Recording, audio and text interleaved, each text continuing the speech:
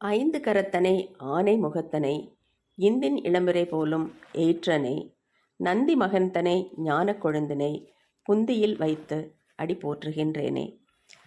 அவ்வை அருளிய விநாயகர் அகவல் எப்படி அறம் பொருள் இன்பம் ஆகிய மூன்றையும் தாண்டி மிக பெரும் பேரான வீடு பேற்றினை பெறும் வழியை இனிதே விளக்குகிறது என்பது பற்றிய சில துளிகளை சுவைப்போம்.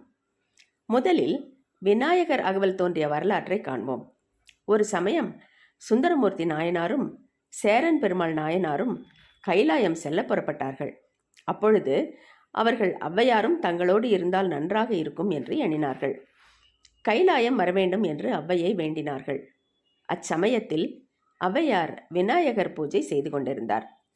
அவர்களோடு கைலாயம் செல்ல விரும்பிய ஔவையார் தம் விநாயகர் பூஜையை விரைவில் நடத்தி முடிக்க விரும்பினார். அப்போது விநாயகர் பெருமான், அவையே, நீ ஏன் அவசரப்படுகிறாய்? உன் பூஜையை நிதானமாகவே செய். நான் அவர்களுக்கும் முன்பாகவே உன்னை கைலாயத்தில் கொண்டு போய் சேர்க்கிறேன் என்று கூறினார். அவையும் வழக்கம் போல நிதானமாக பூஜை செய்து சீத கலப செந்தாமரை என்று தொடங்கி 72 வரிகளில் விநாயகரை பாடி துதித்தார். அகவலை பாடி முடித்தவுடன் விநாயகர் விஸ்வரூபம் எடுத்து ஔவையை தும்பிக்கையால் தூக்கி கைலாயத்தில் இறக்கி வைத்தார்.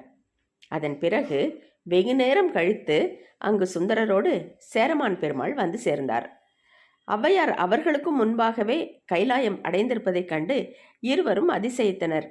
அப்போது தான் விநாயகர் பெருமான் மீது வணங்கி பாடிய விநாயகர் அகவல் பற்றி எடுத்துரைத்தார் ஔவையார்.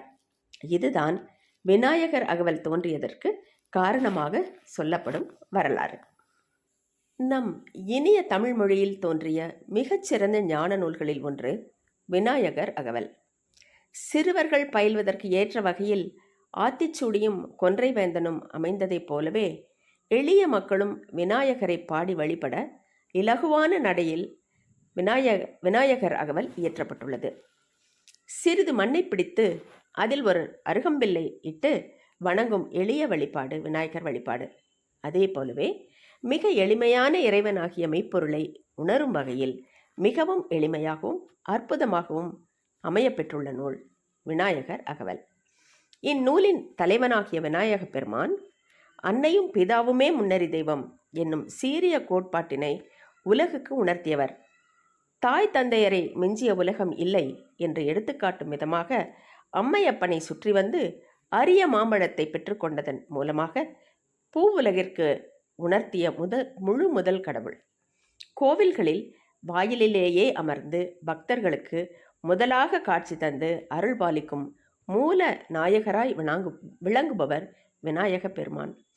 ஆசிரிய பாவால் பாடப்பெற்றுள்ளதால் இந்நூல் அகவல் என பெயர் பெற்றதாகவும் கொள்ளலாம். விநாயகர் அகவல் 72 வரிகளை கொண்டது. இறைவனின் திவ்ய திருவடிவ வர்ணனையுடன் அகவல் தொடங்குகிறது. பின் தன்னை ஆட்கொண்டு ஞானத்தை உபதேசித்து யோக நிலையை காட்டிடும் முறையை வேண்டுகிறது. தனக்கு எப்படியெல்லாம் அருள் புரிய வேண்டும், பக்தனாகிய தன்னை எப்படி உயர்ப்பிக்க வேண்டும் என்று எடுத்து காட்டுகிறது. இறைவன் ஆட்கொள்ளும் விதமும் ஆட்கொண்ட தன்மையும் காண்பிக்கப்படுகிறது. கடைசியாக கணபதியின் திருவடிகளை சரண் அடைவது ஒன்றே முக்திக்கு வித்து என்பதை உணர்த்துவதுடன் அகவல் நிறைவடைகிறது.